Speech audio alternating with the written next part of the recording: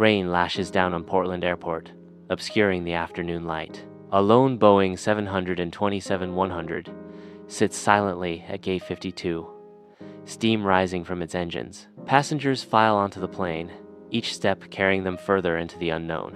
A man in a dark suit, black tie, and sunglasses approaches the counter, briefcase in hand. With calculated calm, he gives his name as Dan Cooper.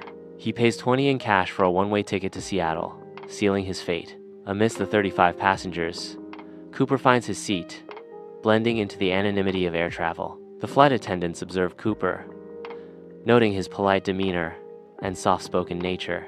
Cooper orders a bourbon and soda, his actions casual and unremarkable. He lights a cigarette, the flame momentarily illuminating his face in the dim cabin light. Cooper hands a note to flight attendant Florence Schaffner, an unassuming gesture that belies hidden intentions. Florence initially mistakes the note as a simple flirtation, unaware of the gravity it holds. Cooper gestures calmly for Florence to reread the note. Startled, Florence opens the note and stares at the typed message. Cooper's voice cuts through the air. "Miss, you'd better read that. I have a bomb." Cooper opens his briefcase slightly, revealing the deadly contents within. Cooper states his demands with chilling precision. 200, $0 in cash, 4 parachutes, and a fuel truck in Seattle for a second leg of the flight. Captain William Scott receives the urgent message, his expression shifting to serious concern. He immediately contacts air traffic control, initiating a rapid response. News of the unfolding crisis reaches the FBI, setting off a flurry of activity. The plane continues its journey to Seattle, the passengers oblivious to the high-stakes drama unfolding. Cooper remains composed, a picture of calm amidst the chaos. He sips his drink, his eyes scanning the cabin with detached interest. He politely declines small talk, maintaining his enigmatic persona. Cooper leaves a tip for his drink, a final touch of normalcy in a surreal situation. The plane touches down, tires screaming against the runway. FBI agents stand ready, the ransom money and parachutes clutched tightly in their hands. A palpable tension fills the air as the agents prepare for a suspected trap. Cooper permits the passengers and 2 flight attendants to leave the plane. Only the pilot, co-pilot, flight attendant Tina Mucklow, and Cooper remain on board. Tina Mucklow stands in the aisle, her expression a mix of fear and resolve. Cooper watches, his gaze intense as he ensures his demands are met. Amidst the quiet of the grounded Boeing 727, Cooper issues an unexpected command. Mexico City, maximum 10, 0 feet, gear down, flaps at 15 degrees. The crew erupts in protest, their voices echoing through the cabin. Cooper's expression hardens, his resolve unyielding against the rising tide of dissent. The Boeing 727 soars southward, cutting through the night sky. Below, the dark forests of Washington state stretch out, a wintry squall brewing above. Somewhere between Seattle and Reno, the rear stairway of the plane extends. In the cockpit, a warning light blinks ominously. The crew stands still, realizing Cooper has vanished into the night. The plane touches down safely at Reno, under the cloak of night. Confirmation echoes.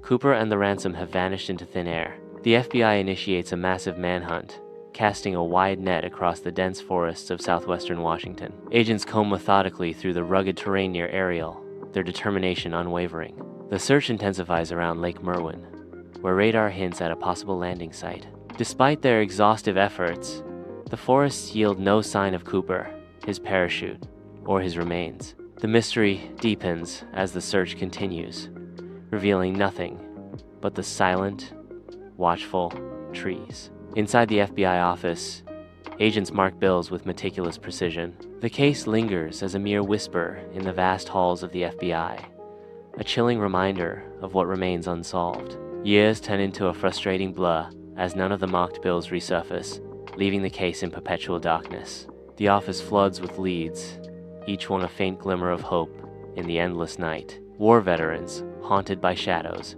become subjects of intense scrutiny. Former airline employees, privy to secrets, face the cold gaze of suspicion. Troubled loners, seeking escape, are dissected under the harsh light of investigation. Profiles emerge, each a carefully constructed puzzle piece in a game with no rules. Composite sketches flood the city, blanketing every corner with a sea of faces. Despite relentless efforts, nothing definitive surfaces, and the case remains a haunting ghost. Along the Columbia River, Brian Ingram digs, his small hands unearthing a secret from the past. Decaying, 20 bills emerge from the earth, their serial numbers echoing a haunting mystery.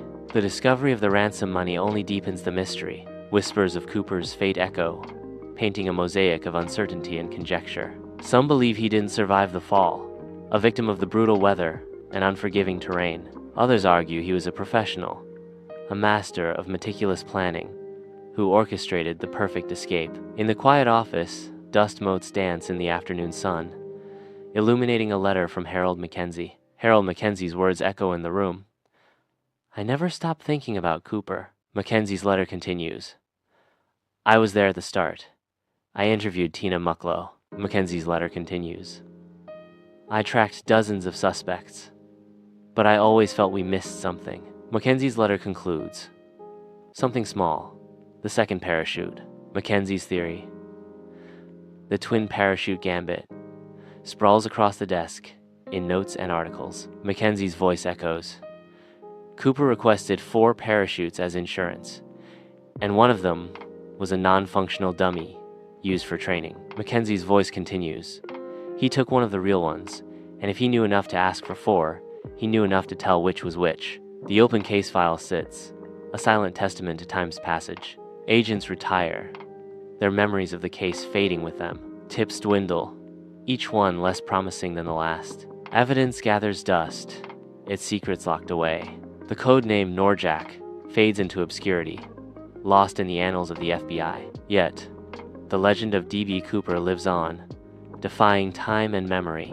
In the Pacific Northwest, local bars host annual Cooper Night parties. Guests don black suits and clip-on ties, celebrating the legend.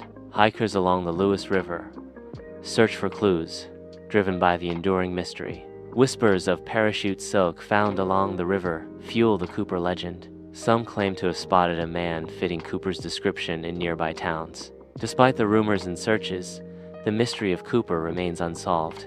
Claire Maddox enters the room, stepping into a space filled with echoes of the past. The weight of her father, Lyle Maddox, passing hangs heavy in the air. A hidden, safe deposit box surfaces, unveiling secrets unknown. Inside the box are weathered bills, a clip-on tie, and a typed note. A single note rests ominously on a desk, its contents veiled in shadow. "I never meant to hurt anyone. I just wanted to prove it could be done. If you're reading this, then I'm gone." And you've probably guessed the rest. The FBI lab buzzes with focused activity as technicians meticulously examine stacks of $20 bills. Machines whir, dissecting the paper and ink of each bill in a relentless pursuit of truth. Some bills whisper secrets of the Cooper ransom, while others remain stubbornly silent. Experts are baffled, unable to distinguish between authenticity and masterful deception. Claire remains an enigma, her silence a fortress against all inquiries. The D.B. Cooper case flickers back to life, fueled by renewed hope and relentless pursuit. Yet, in 2016, the flame is extinguished, and the case is sealed once more. D.B. Cooper vanishes into legend, leaving behind only whispers and unanswered questions. The legend of D.B. Cooper endures, shrouded in mystery and speculation. Whispers echo through time. Did he survive? Or did the sky claim him? The screen fades to black, the enigma of D.B. Cooper unsolved.